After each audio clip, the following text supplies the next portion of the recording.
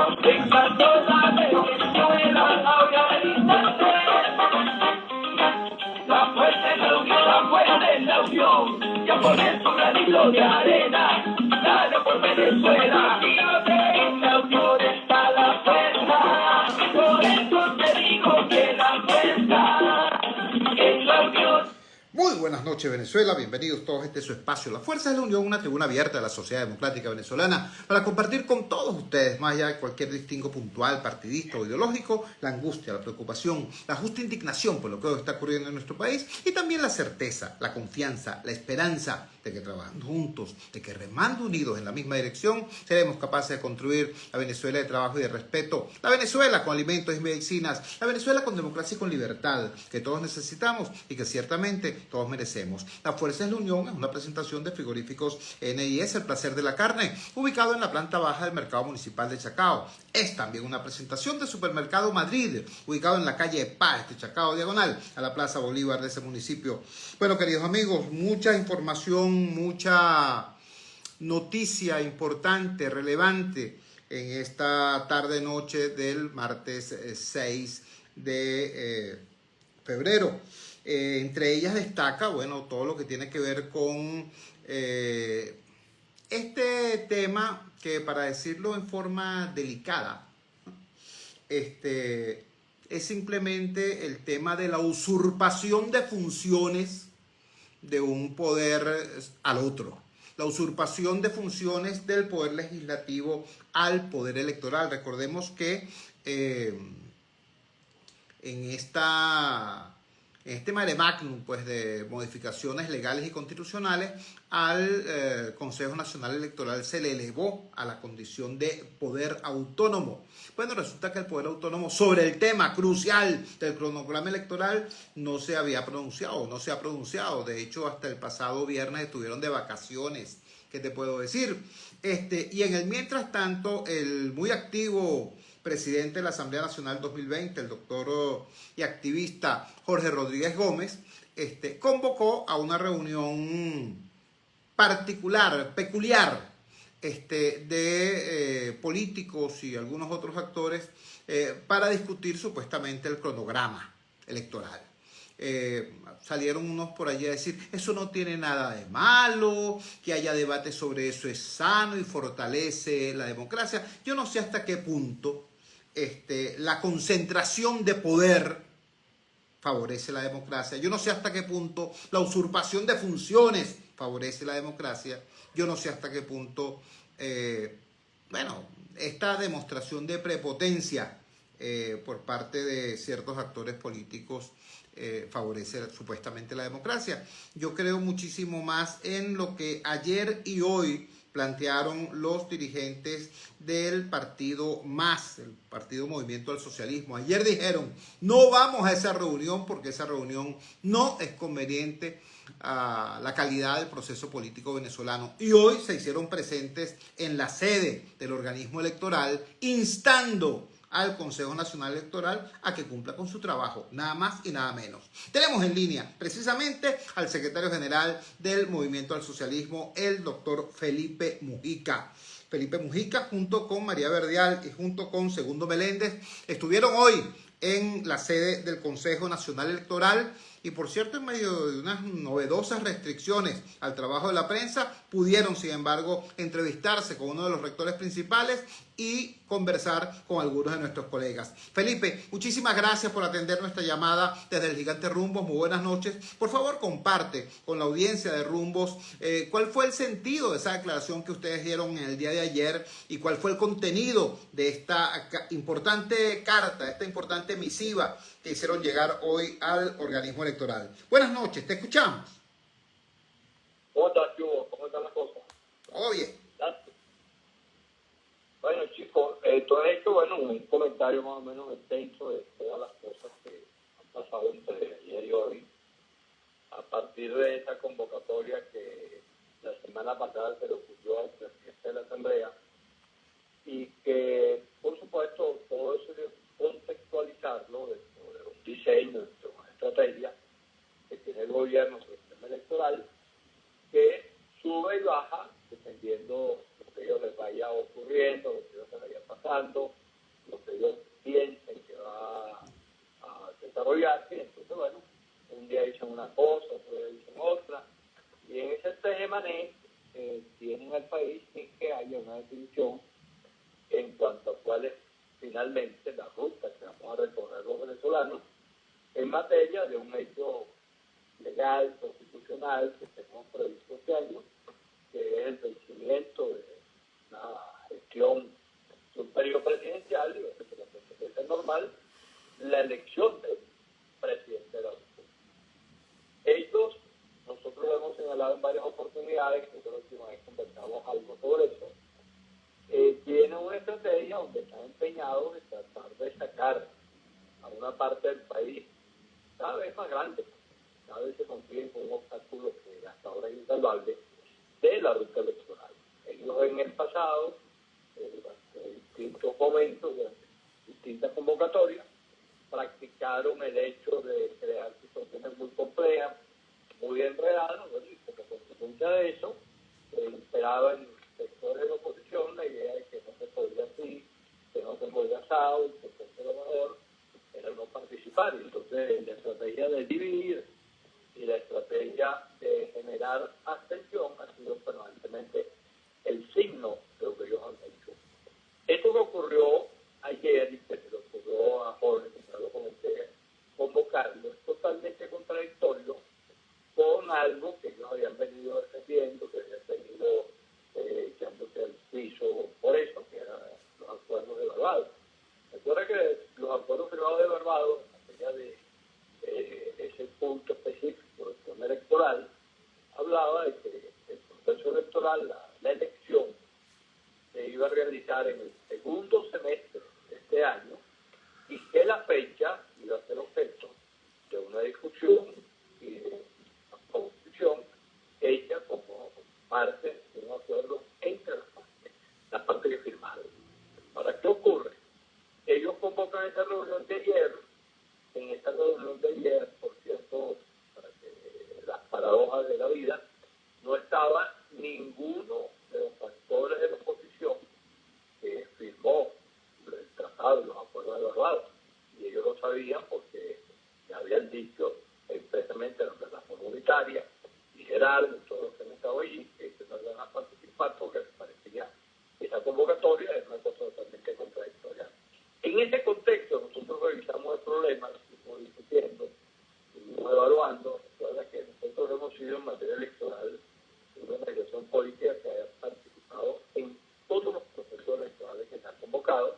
Y por supuesto, para nosotros en este momento es sumamente importante que haya una mayoría del país que esté en la ruta electoral y que esa ruta electoral sea el camino que se haya tomado para tratar de buscar una solución pacífica, democrática y constitucional. Ellos vuelven a hacer lo que hicieron, convocan lo que les da de gana, ahí va cada quien producto de sus decisiones políticas y personales. Es evidente que cuando tú vas revisando los hechos, hoy se produce una declaración de un rector suplente del CNE, que dice que el CNE está en condiciones de convocar en 35 días un proceso electoral. Imagínate lo que esto significa, ¿no?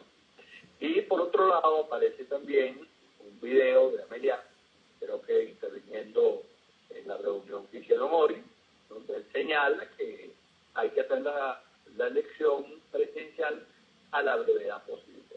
Eso es totalmente contradictorio con los acuerdos de Barbados, como se ha señalado. Y por supuesto también es contradictorio que se haga de la manera que sea. La Asamblea Nacional, como institución dentro del concepto de la autonomía de poderes, puede debatir lo que le dé la gana, hacer debates políticos. Pero una cosa es debatir políticamente y otra cosa es que yo me proponga hacer un programa. Un programa no solamente es una fecha, un programa es determinar si hay recursos, dónde están los recursos, cómo se va a hacer con el tema de las mesas electorales, cómo se va a hacer con los periodos específicos que hay en cada proceso electoral, cómo va a ser el problema del cierre, de la inscripción, pero toda una serie de materias que están pendientes allí por resolver y que más allá de que se pueda resolver en 5 días, en 10 días, en 35 o en 6 meses, a quien le corresponde resolverlo y presentarle al país es al organismo electoral. electoral. Ellos pueden realizar un debate político y presentarse al Consejo Nacional Electoral diciéndole, mire, nosotros hablamos y nos pusimos de acuerdo en que la cosa tiene que ser entre tal fecha y tal fecha. Perfecto, es una sugerencia, una proposición. Pero eso de pretender que ellos van a aterrizar en un cronograma y que ese cronograma se lo va a llevar al organismo electoral para que supuestamente lo apruebe, es algo absolutamente violatorio por toda la normativa legal constitucional. Y por supuesto de lo que se trata de seguir imponiendo criterios para que haya sectores de la oposición que digan esas condiciones no van. Entonces, bueno, estamos en presencia de un hecho que hemos comentado varias veces, al cual hay que tener respuesta, porque está claro que ellos van a seguir actuando de cualquier manera, pero lo más importante, en este caso, no es tanto lo que ellos hagan, sino la capacidad que tenga el campo democrático, la mayoría del país, de producir las respuestas que haya que producir, independientemente de las cosas que no se les ocurran, para ver si efectivamente al final se puede concretar la posibilidad de una salida electoral. En este contexto, nosotros fuimos hoy al organismo electoral, le llevamos una carta, fuimos a donde fue con uno de los rectores, con el cual le presentamos el documento, la carta. Eso fue, como tú lo comentaste, por primera vez en la vida que uno llega al organismo electoral, y cuando llega allí se consigue con que los guardias, los sectores de seguridad del Consejo Nacional Electoral, entonces comienzan a colocarse trabas, y vas a producir una declaración, y los medios están allí. Después cuando estábamos declarando que salimos, nos grabaron, nos tomaron fotos. Bueno, una cosa que, en mi caso, que tengo toda una experiencia cuando fui funcionario del organismo electoral hace unos cuantos años atrás, bueno, yo jamás lo había visto de esa manera, pues, porque se trata de algo que incluso nosotros lo comentamos al rector del Tino. Le digo, mira, vale, ¿qué pasa aquí? Estuvimos allá afuera y conseguimos que a la prensa la estaban agrediendo, que no podía permitir, que tenían que irse, que tenían que recoger las cámaras, etcétera. Bueno, y él tampoco nos dio una explicación clara de qué es lo que estaba ocurriendo. Lo cierto del caso fue que saliendo volvieron de nuevo los equipos de seguridad y los guardias que estaban allí a tratar de impedir que se pudiera producir la declaración. Menos mal que la cosa se dio. Bueno, tuvimos que pagar el costo de toda la incomodidad que significa que estén fotografiando, que estén grabando, no se sabe para qué cosa. Pero bueno, en ese contexto fuimos y le entregamos al CNE una carta donde le decimos expresamente que ellos tienen que resolver en el contexto de los acuerdos evaluados la promoción de derechos políticos y garantías electorales para todos, que además se señale la actualización y exploración de registros permanentes, la jornada especial de inscripción y realización en el país y entonces el extranjero. Todo eso está en los acuerdos evaluados, y que significa que el CNE debería actualizarlo. Ahora, el CNE debería en este momento tratar de decir claramente, bueno, cuál es la condición en la cual ellos están, para tratar de buscar no solamente una salida que sea técnica, como dijo el rector que declaró que durante 25 días, sino una salida que también sea política y que garantice que efectivamente vayamos los venezolanos a un proceso electoral democrático, de la manera más plural que sea posible, y que se pueda garantizar, bueno, que esa mayoría que está expresada de distintas maneras, buscando una salida, una transición democrática, un gobierno que haga las cosas distintas a como que el peor gobierno de nuestra historia lo ha hecho, bueno, puedan construirse como se ha construido en el caso de Argentina, o en el caso de Chile, o en el caso de Brasil, o de Ecuador, o de Perú, donde independientemente de los signos, de lo que representen los que están compitiendo, hay la tolerancia, hay la disposición, hay la estructura electoral para que el que gane ganó, sino que la cosa esté sujeta a esa declaración nueva que inventaron, que aquí se gana por la buena o se gana por la mala. Jamás en la vida se había visto un proceso electoral que alguien pudiera declarar que por la buena o por la mala ganaste. Tú vas a un proceso electoral y compite, gana gobierno, pero por la buena y la mala, a pesar de que el presidente Maduro dijo que eso no era cierto, yo solo he escuchado a varios de ellos diciendo exactamente eso. Estamos conversando con Felipe Mujica, secretario general del Movimiento del Socialismo, organización que en el día de ayer denunció como inconveniente la reunión convocada por el presidente del Parlamento, Jorge Rodríguez, para que una instancia ad hoc elaborara una propuesta de cronograma electoral. Ya explicó Felipe Mujica que, por cierto, para quienes no tengan el dato, además de dirigente político, además de secretario general del Movimiento del Socialismo, es abogado y fue director de partidos políticos del Consejo Nacional Electoral. Así que habla con conocimiento de causa cuando dice: un cronograma electoral implica un conjunto de precisiones técnicas, organizativas y hasta financieras que no pueden ser debatidas simplemente en un espacio improvisado como el que se produjo ayer. Felipe, has mencionado y refieren en la comunicación que entregaron la necesidad de que todo este proceso de estructuración del cronograma electoral esté enmarcado en los acuerdos de Barbados. Hoy ocurrieron dos cosas relevantes a propósito de Barbados. Por un lado, Celso Amorín, muy importante asesor del gobierno de Brasil, del presidente Lula, expuso públicamente la posición de ese gobierno, planteando la necesidad de que se cumpla lo acordado en Barbados. Y por otro lado, el gobierno colombiano, el gobierno de Gustavo Petro, hizo otro tanto, una declaración similar, esta en el contexto de una reunión que tuvo Petro con representantes del gobierno norteamericano, y a su vez el representante del gobierno norteamericano, o se especula, mejor dicho, que a propósito de la participación de Juan González en esta reunión, al parecer se manejó la tesis de que si no se habilita a María Corina, tampoco participe como candidato Nicolás Maduro. ¿Qué opinión te merece, sobre todo, este planteamiento de Petro y de Celso Amorín sobre Barbados? Bueno, a mí me parece que es sumamente importante. Esos gobiernos, esos presidentes, defiendan la idea de que se puedan respetar esos acuerdos de Barbados, porque esos acuerdos, a pesar de que durante todo este tiempo que hemos estado aquí, se ha llegado a no sé cuántos acuerdos entre sectores de la oposición del gobierno, nunca se han cumplido, y algo parecía que eso se iba a poder implementar y se iba a poder cumplir. Eso, el gobierno entonces está señalando, tiene también la característica de otros países que allí no aplica la palabreja que ellos aplican acá cuando dicen no volverán.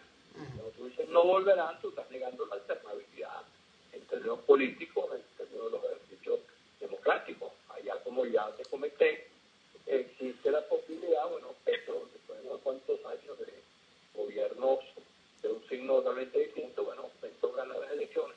Petro además había sido inhabilitado y se resolvió como producto de una decisión de la Corte Internacional y pudo ser candidato. Y bueno, y conocemos todas las circunstancias en las cuales Lula ha sido presidente, ha estado preso, ha vuelto a ser presidente, etcétera, y el resto de los países, no te comento que también ese mecanismo alternativo opera, porque más allá de si yo soy partidario de las tesis tales o cuales, soy partidario de qué manera de gobernar, lo importante es que la democracia funcione. El hecho de que esos países produzcan, insistan en esa posibilidad, me parece a mí bien conveniente. Ahora, deberíamos tratar de ver, a pesar de que la política da para todo, quitarnos encima de eso que, bueno, si no va María Corina no va Maduro, o si va Maduro no va María Corina. Eso no tiene sentido, que vayan los dos, y que compitan y que gane el que vaya a ganar. Porque así es como es la democracia, así es como es la política. Si me voy a poner yo aquí capulano a Mengano para poder garantizar que una cosa se haga o no se haga. A mí me parece que es una manera política de tratar de resolver el problema, que bueno, no va ni Maduro ni va María Corina, así que busca otro. O va María Corina o Maduro, o al revés, no sé, cualquier cosa de esas que ellos están inventando. Puede ser posible de toda salida política. Recordemos que hay situaciones en las cuales se ha tenido que buscar en algunos momentos, pero en Argentina tuvo que pasar por una situación similar, incluso buscar a un ciudadano de nombre Héctor Cámpora, que fue el que finalmente fue candidato, y la campaña fue para que Perón vuelva, hay que votar por Cámpora. La gente se votó allí de esa manera. Es decir, que cuando se produce la voluntad mayoritaria del país, siempre hay soluciones. Aquí lo ideal pues sería, bueno, que se acabe todo ese tipo de disposiciones de estar inhabilitando, de estar quitando, de estar vetando a fulano o a mengano, de que compite, el que quiera competir. Ahí ellos no tuvieron, dentro de las cosas que hicieron en la reunión del lunes, cuando ellos dicen que tuvieron no sé cuántos precandidatos presidenciales. Pero yo me entendido que también el presupuesto con 4 o 5, pero luego convocados, o no quisieron ir. Entonces, bueno, si la cosa de esa manera, que se abran las compuertas, que todo el mundo participe y que esa sea la solución. Ahora, insisto, la política puede permitir que de repente inventan que como no va fulano, no va mengano, y yo no sé bajo qué supuesto podrá hacerse inventado. Me imagino que será que aquí quiten renunciará y no de ese candidato fulano. Pero como venezolanos, como país, como sociedad, a nosotros lo que nos interesa es que haya un proceso electoral que sea competitivo, que permita que participe y tenga que participar, que se garanticen los derechos de los electores, los derechos de los candidatos, etcétera. Pero bueno, ya conocemos cómo operan en todos los comentarios que hemos hecho a lo largo de la entrevista, sobre cómo cambia una cosa para la otra, como alguien llega y dice, bueno, no, la cosa en el segundo semestre, y después dice, no, la podemos hacer inmediato, hay que esperar ya, hay que hacer en 35 días, etcétera. Son circunstancias que, como ya te comenté, en los escenarios políticos siempre aparecen como posibles y por lo tanto no se puede descartar ninguna de esas eventuales posibilidades que puedan estar presentes en este berenjenal que es la vida política que tenemos en estos tiempos de Venezuela. Para quienes se incorporan recién a la transmisión, estamos conversando con Felipe Mujica, secretario general del Movimiento al Socialismo Más. Nos ha dicho Felipe, en primer lugar, los señalamientos que presentaron ayer, las objeciones que presentaron ayer para no estar presentes en la reunión convocada por Jorge Rodríguez Gómez, presidente de la Asamblea Nacional, supuestamente para crear un escenario improvisado con actores políticos para discutir un cronograma electoral, materia que es privativa del Consejo Nacional Electoral. En teoría, al menos, también nos está explicando su posición frente al hecho interesantísimo de que gobiernos que son ideológicamente afines, se supone, con el gobierno de Maduro, como el gobierno de Brasil, como el gobierno de Colombia, sin embargo, han expresado públicamente la necesidad de que los acuerdos de Barbados, que establecen un conjunto de pautas para garantizar que las elecciones sean por lo menos acordadas y de alguna manera competitivas, las elecciones presidenciales venezolanas, bueno, han apoyado estos gobiernos al acuerdo de Barbados. Finalmente, Felipe, quisiera una apreciación tuya.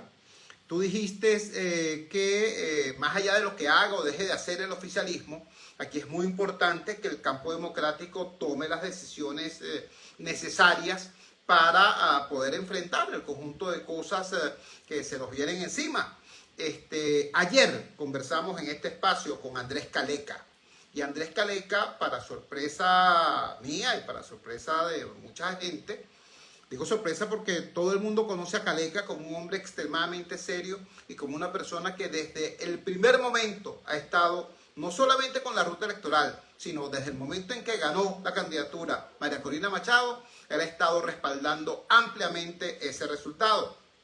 Ayer Caleca dijo que a él nadie lo ha convocado para integrar la llamada Gran Alianza Nacional y no sabe de qué eso se esté trabajando. Nos dice que no tiene idea de cómo se está estructurando la famosa red 600K para la defensa del voto. Y él, que por cierto fue presidente del Consejo Nacional Electoral, es decir, si alguien en el campo democrático tiene conocimiento y es un técnico calificado en el área, es precisamente él. Y finalmente nos expresó aquí la sorpresa de que los coordinadores de campaña regionales, todos, la lista de los 24 coordinadores de campaña, eran personas del grupo 20 Venezuela, no siempre, por cierto, los más conocidos en cada región, no los liderazgos naturales de cada estado, sino personas pertenecientes a un determinado grupo político y que eso no expresaba pues la idea de esa gran coalición nacional que es necesario para impulsar el cambio político. ¿Qué opinión te merecen esas consideraciones y qué se está haciendo que tú sepas en función de la construcción de esa instancia necesaria para impulsar el cambio, para promover el cambio? Yo no sé si tú apenas se produjo la primaria, el resultado donde ganó María Corina de la manera que ganó. Creo que eso, bueno, un domingo y nosotros el día lunes, la rueda de prensa cotidiana del MAS, dijimos que, bueno, que había ganado María Corina, no sé qué había ganado y que ella le correspondía. Entonces, de que la primaria era una parte de la oposición que la había utilizado, le correspondía buscar una manera de ver cómo se integraban a todos los sectores opositores y que ese era su rol principal. Era candidata, estaba jugando un papel sumamente importante, que es por un recorrido político, no sabemos exactamente cómo va a terminar, pero que ella tenía que asumir de manera directa la organización de lo que nosotros en este momento llamamos una suerte de unidad, de comando, de grupo estratégico, que fuese integrado de manera plural y de esta forma se fuese resolviendo los problemas políticos que están presentes, que van a seguir estando presentes y que no pueden ser resueltos cometiendo los errores del pasado, sinceramente concentrando en un pedazo de los sectores que estamos participando en esto, la toma de decisiones, porque ya sabemos a dónde todo va a conducir de manera inexorable, pues todo va a conducir a un desastre. Entonces, eso se lo hemos dicho, lo hemos públicamente, se lo hemos dicho en un par de reuniones privadas que hemos tenido con María Corina, se lo hemos dicho a distintos sectores vinculados a ella. Algunos han escuchado con sorpresa eso que dijo Caldeca, eso que también nosotros hemos comentado. Nosotros somos una organización política que existe en la totalidad de los estados, hay direcciones regionales, hay direcciones municipales por lo menos en 240 de los 300 y tantos municipios, y eso nos permite tener una información y un vínculo permanente con lo que está pasando. Y efectivamente, eso que cuenta Caleta también lo hemos escuchado nosotros. Y también tenemos la dificultad de que todavía no terminamos de integrar eso que hay que integrar. Aquí evidentemente un punto de visiones políticas que, por supuesto, tiene una complejidad muy grande. Nadie puede decir que tiene que tomar tal o cual en este momento, no hay que ir armando las decisiones políticas, pero lo principal ahorita es que hay que colocar por encima de los intereses particulares, personales, partidistas, etcétera, los intereses, lo que nosotros hemos dicho permanentemente, de los venezolanos y de Venezuela. Y eso es algo, y sabemos que dentro de todo ese sector que me contó María Corina, que está promocionando toda esta actividad, hay mucha gente que comparte esta visión. Eso hay que ir viendo cómo construirlo, hay que seguirlo planteando, porque aquí va a llegar inexorablemente un momento en el cual habrá que tomar un conjunto de decisiones que permitan que de forma plural haya que tomar las decisiones que haya que tomar de acuerdo con las circunstancias que se vayan presentando. Ya hemos visto incluso dificultades más o menos complejas, declaraciones de distintas personalidades, conflictos que acabo de ver ahorita con el tema del gobernador de Barinas, calificando de una manera sumamente arbitraria, equivocada, que se van a cometer errores que en el pasado se han cometido utilizando la descalificación como un mecanismo para dirimir la controversia, cuando simplemente las diferencias tienen que dirimirla políticamente sin descalificar a nadie. Para todo eso lo tenemos presente, y por eso cuando nosotros señalamos que en este momento la responsabilidad principal reside en el campo democrático, el campo opositor, que sobre la base de corregir los errores cometidos podamos avanzar en el camino correcto y que el país pueda ver con claridad que hay la disposición de corregir, hay la disposición de convocar a quien haya que convocar y que hay la disposición de plantearnos una manera de dirigir el país totalmente diferente a como lo han hecho estos amigos que tienen ya 25 años y todo ese desastre que tenemos acá en Venezuela. Entonces, bueno, se trata de ver cómo armar eso. Yo ahí permanentemente insisto en que más allá de lo que cada quien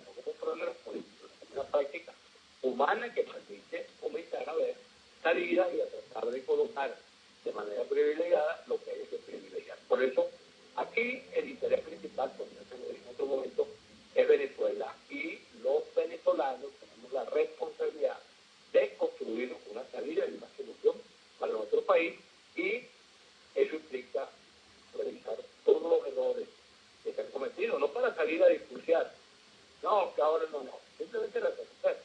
Y a partir de reconocerlo, entonces dar los pasos necesarios para que las cosas avancen en sentido correcto.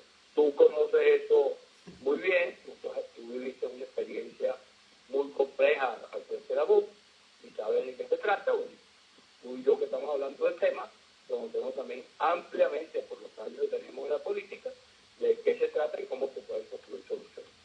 Es así, Felipe. Yo quiero agradecerte enormemente que nos hayas regalado estos minutos y nos hayas permitido tener acceso a tu mirada, que es al mismo tiempo amplia y profunda sobre todos estos temas. Muchísimas gracias y buenas noches. Seguimos hablando, Chu, un abrazo. Era Felipe Mujica, el doctor Felipe Mujica, secretario general del Movimiento del Socialismo, fijando posición sobre, primero, la reunión convocada por Jorge Rodríguez con un grupo de políticos de distinta filiación, de distintos orígenes, para discutir un tema que no es prerrogativa del Parlamento ni de esos grupos, sino que es competencia del Consejo Nacional Electoral. Nos informaba también que hoy fueron a la sede del Consejo Nacional Electoral a hacer ese planteamiento, a hacer esa exigencia, y se encontraron con una insólita situación. Funcionarios de seguridad tomándole fotos, grabando lo que decían estos dirigentes políticos que fueron allá a tener una reunión institucional. ¿Entiendes? Es decir, estos dirigentes políticos fueron a esa institución, que es una institución del Estado que debe prestarle servicio a los ciudadanos y sobre todo a ellos que son dirigentes de una organización política. Bueno, los trataron como presuntos sospechosos, pues. Los trataron bajo el estado general de sospecha y los grabaron y los fotografiaron. Esa es la democracia participativa y protagónica versión Diosdado madurista en el Consejo Nacional Electoral. Amoroso este Consejo Nacional Electoral, ¿no? Caramba. También nos hablaba acerca de lo que es el apoyo tanto de Brasil como de Colombia, de los gobiernos de izquierda o progresistas de Brasil y de Colombia a el acuerdo de Barbados. Y finalmente exhortaba a otros sectores de oposición y principalmente a la candidata María Corina Machado a avanzar con rapidez en la constitución cierta de esa gran alianza nacional que permita elaborar política de manera conjunta. Muy interesante todos estos planteamientos de Felipe Mujica.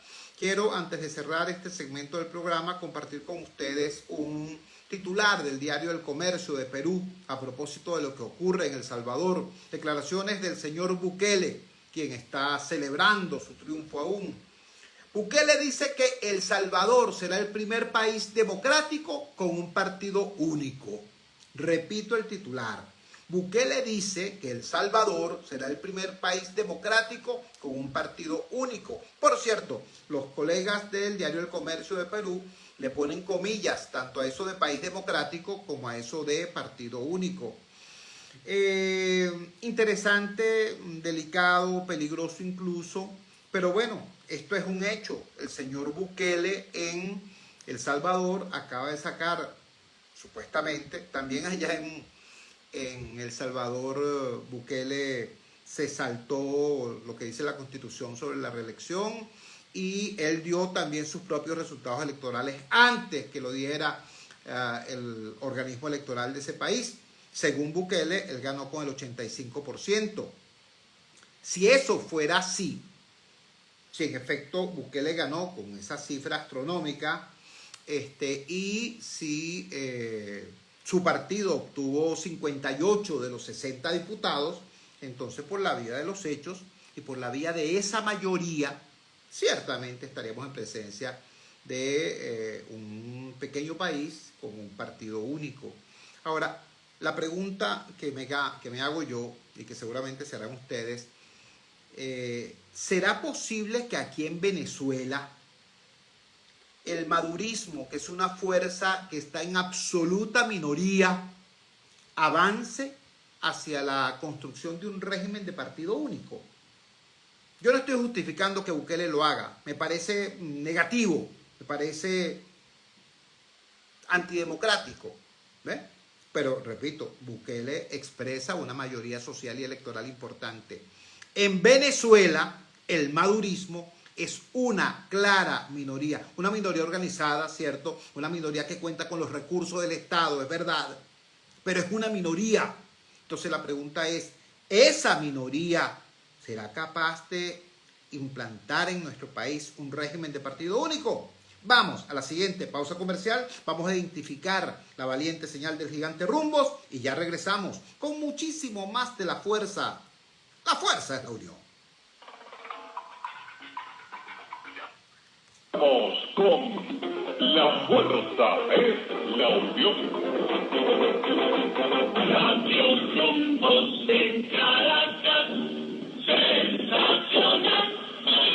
La emisora de Así es, Ramón Rafael. Ramón Rafael Payares. Ramón Payares. No nos podemos dispersar, eso es lo correcto.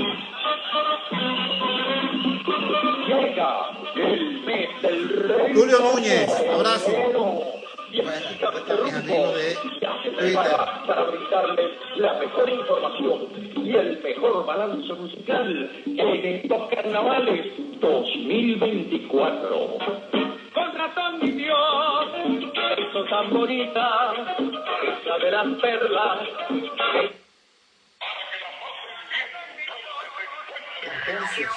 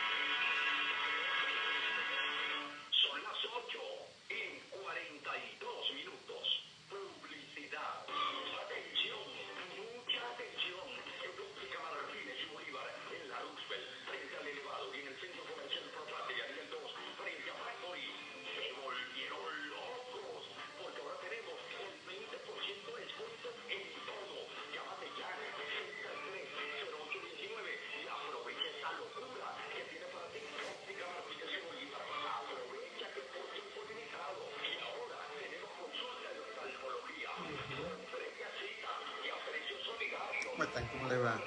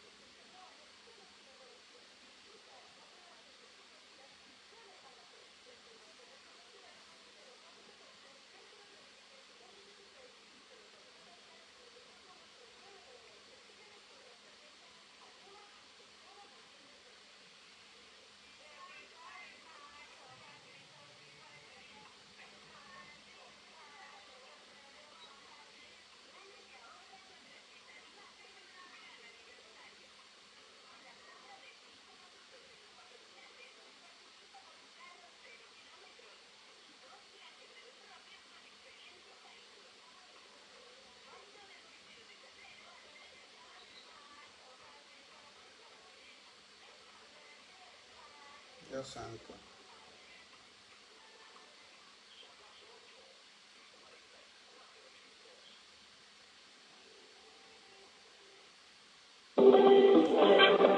Estás escuchando Radio Rumbo 20. 1130 AM con la mejor música. Hola, Colita, saludos. Servicios públicos De aquí a Barinas. información a cada momento. Radio Rumbo, 24 horas.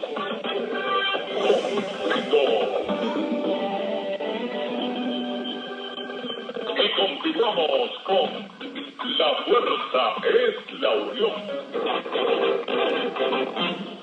Regresamos a La Fuerza es la Unión. Dejábamos en el aire una pregunta al final del segmento anterior, al comentar los hechos en El Salvador, donde hubo una victoria al parecer amplísima por parte de el actual presidente y ganador de la reelección en El Salvador, Nayib Bukele, ganador por la vía de la fuerza, por la vía de los hechos, de la fuerza política, quiero decir. Porque resulta que la Constitución de El Salvador prohíbe taxativamente la reelección. Entonces Bukele, 6 meses antes de la elección, se separa de la presidencia, pidió un permiso, ¿ah? Y él cree que con eso puede entonces lanzarse a la reelección. Bueno, no es que él lo cree, él sabe que eso es ilegal e inconstitucional, pero como diría un político cínico, él hace eso porque puede, sencillamente porque puede, no porque sea legal, no porque sea constitucional, sino porque puede. Y en efecto, si la victoria obtenida es tan amplia como él dice que fue, sacó según sus propios números 85% de los votos y 58 de los 60 diputados, entonces evidentemente no hay un contrapeso en esa sociedad, no hay un contrapeso en esa dinámica política salvadoreña frente a esa realidad que significa Bukele. Ahora bien, dice Bukele que en los hechos hay un partido único en El Salvador, el suyo, y que El Salvador es el primer país democrático con un régimen de partido único. Yo creo que si eso ocurre allá, no nos corresponde a nosotros, por cierto, estar emitiendo juicios. Los salvadoreños sabrán exactamente a qué se exponen y a qué le dan preferencia. Lo que sí puedo decir es que si eso ocurre allá, ocurre porque hay una clara situación de mayoría en torno a ese gobernante. En cambio, en Venezuela hay una situación peculiar. En Venezuela tenemos a un régimen absolutamente minoritario, que es el régimen madurista. Un régimen no solamente que tiene en contra a la oposición, no solamente tiene en contra a los independientes, a los no alineados, a los niní, llámalos como quiera, los tiene en contra. Y tiene en contra incluso a una buena parte de la gente que alguna vez votó por Chávez, que alguna vez votó por el PSUV. Maduro logró el antimilagro de perder 6 millones de votos en un poco más de 10 años, ¿no? Si ustedes comparan la cifra de la votación que sacó Chávez en el año 2012 con la cifra de la votación que sacó el PSUV en las últimas elecciones regionales, y vas viendo todos los procesos electorales, y de acuerdo a las cifras del propio CNE, de este CNE donde jamás el gobierno ha dejado de tener mayoría, pero te das cuenta que hay una caída sostenida y en los últimos años incluso una picada vertical. Entonces, ciertamente el gobierno de Maduro es un gobierno de minorías y sin embargo actúan, se comportan y aspiran, al parecer, ser un régimen de partido único. ¿Por qué digo esto? Bueno, porque fíjense ustedes lo siguiente.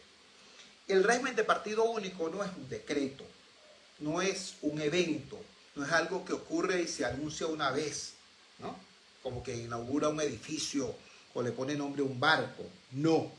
El régimen de partido único es una realidad política que se va construyendo y que se va normalizando, entre comillas, en la sociedad, ¿no? De tal manera que ese tipo de cosas que en algún momento pudieron haber generado indignación terminan siendo parte normal del paisaje. ¿Quieren ejemplos? Vamos a darles ejemplos. Todas las personas que nos escuchan, o buena parte de las personas que nos escuchan acá en Radio Rumbo, son habitantes de los sectores populares, saben qué es lo que ocurre, por ejemplo, con la dinámica de los consejos comunales. Saben lo que es el chat del consejo comunal, o el chat de PDVSA Gas Comunal, o el chat del CLAP. Y saben que por esos mismos canales suelen circular las llamadas voces de orden, ¿no? Órdenes ejecutivas o consignas del PSUV.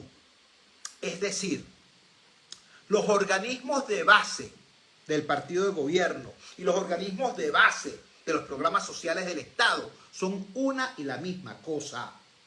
¿Me entienden? Bueno, esa es la lógica del partido único.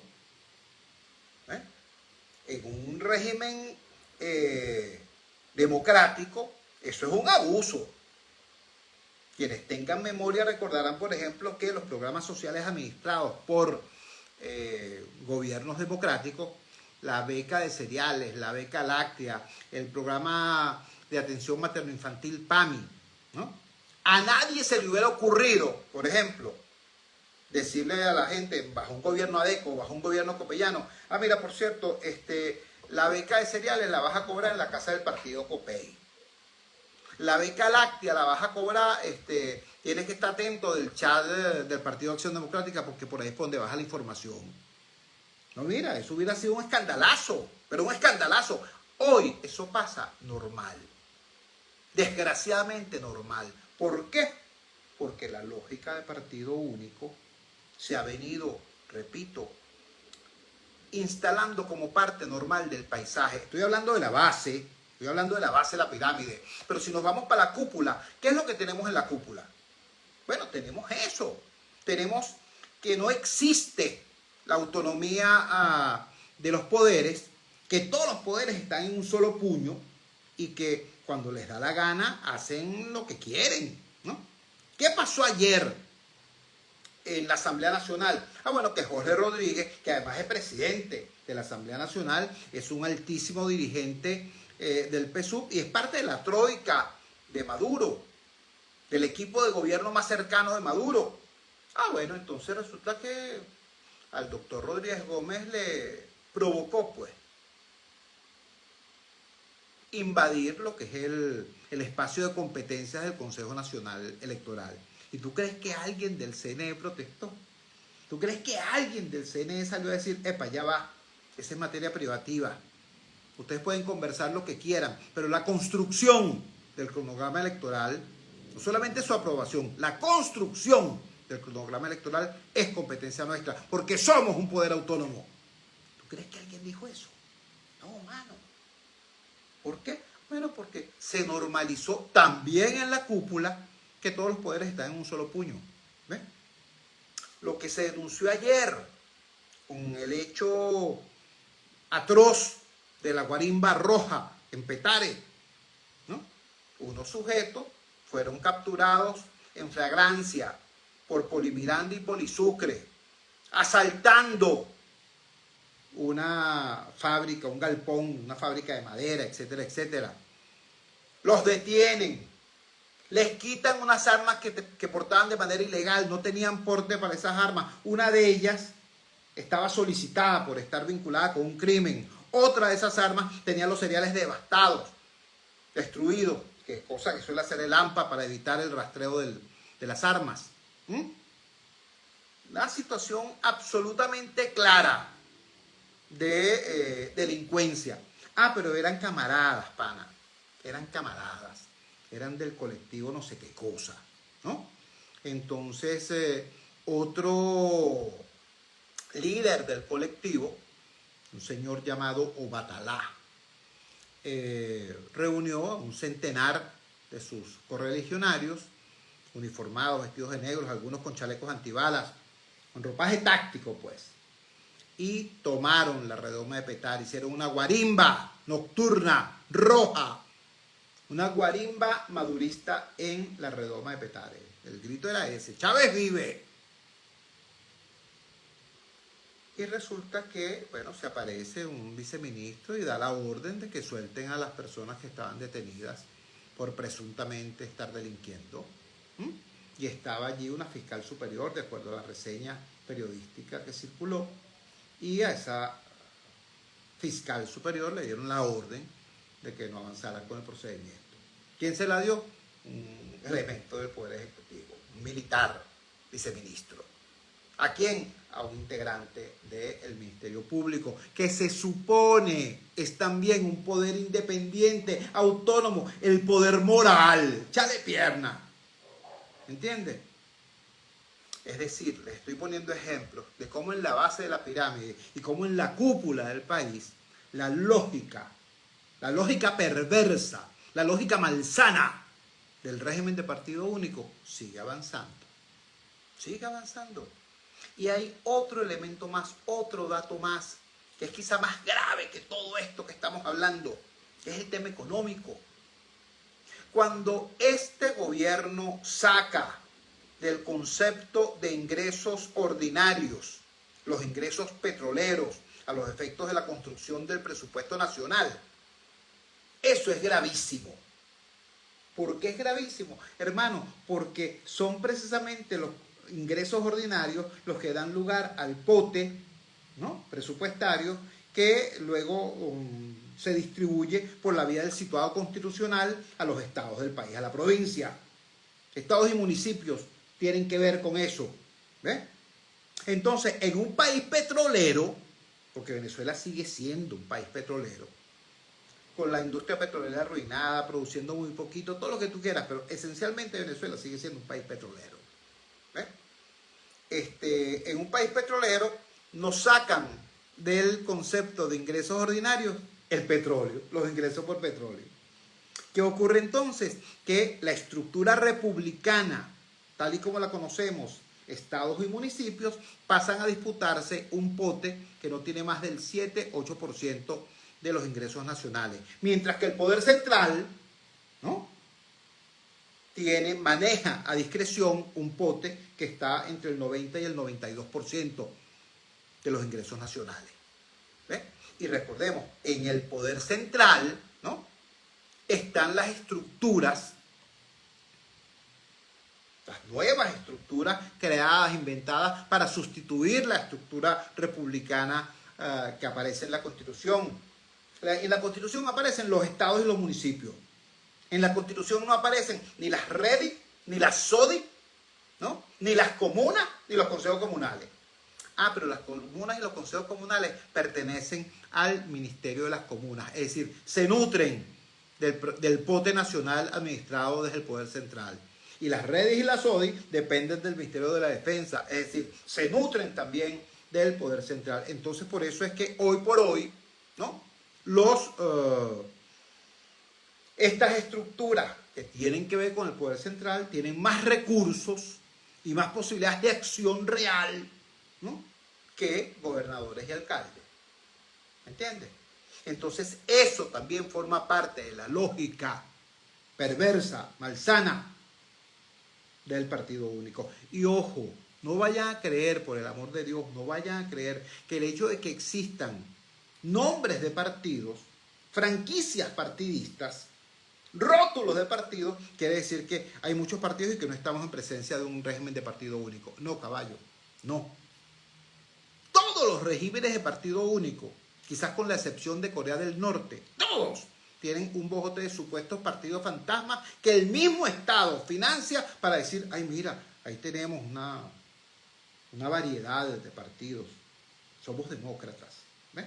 Por eso no me extraña nada la reunión esa que tuvo ayer el señor Rodríguez Gómez, exhibiendo pues ese nuevo ecosistema partidista. No me sorprende, tiene que ver también con esa lógica.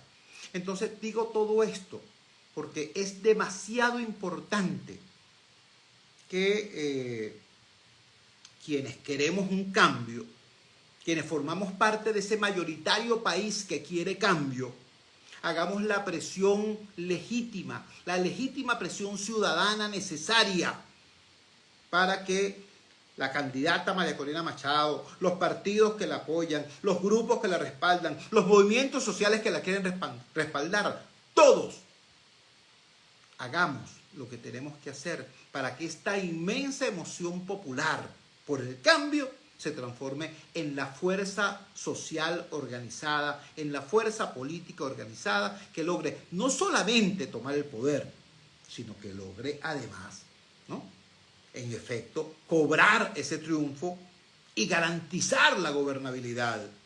Y eso no lo hace, mira, por más importante que sea el líder o la lideresa tal, eso no lo hace una sola persona, ni un solo grupo. Los retos son demasiado grandes y requieren de un amplio consenso nacional, de una amplia coalición nacional, de una gran alianza nacional. Llámala como quieras. Llámala madre, solo hay una. Llámala como quieras. Pero, por el amor de Dios, para hacer lo que hay que hacer, repito, hay que agarrar los egos, meterlos en un baúl, convocar un espacio plural donde todos puedan participar, no solamente para recibir instrucciones, sino para diseñar política, para ejecutar política, para evaluar las políticas y para darle a esta Venezuela plural que quiere cambio la posibilidad de diseñar pluralmente la política y lograr esa victoria que esta pluralidad merece y necesita. Cuando son las 9 en punto nos despedimos. Trabajamos para ustedes. En la presidencia del Gigante Rumbos, la doctora Elsa Siciliano. Al frente de los controles estuvo, como de costumbre, el señor Luis Salazar. Habló para ustedes su amigo, comunicador popular, activista social, ciudadano en lucha por la democracia y por la libertad, Jesús Choto Realba. Ahora más que nunca, fuerza Venezuela, porque la fuerza es la unión. La Fuerza de la Unión fue una presentación de frigoríficos NIS, el placer de la carne, ubicado en la planta baja del Mercado Municipal de Chacao. Es también una presentación de Supermercado Madrid, ubicado en la calle Paz de Chacao, diagonal a la Plaza Bolívar de ese municipio. Cuídense muchísimo. Nos encontramos mañana a las 8 de la noche en la valiente señal del Gigante Rumbos, si Dios quiere. Buenas noches, hermano. Saludos. Bueno, queridos amigos, ha sido duro el día de hoy, de verdad que sí, muy fuerte, muy fuerte. Mi saludo y mi respeto a Ramón Gil, un gran comunicador popular, un gran reportero ciudadano que nos hace el honor de estar con nosotros acá también a través de Instagram.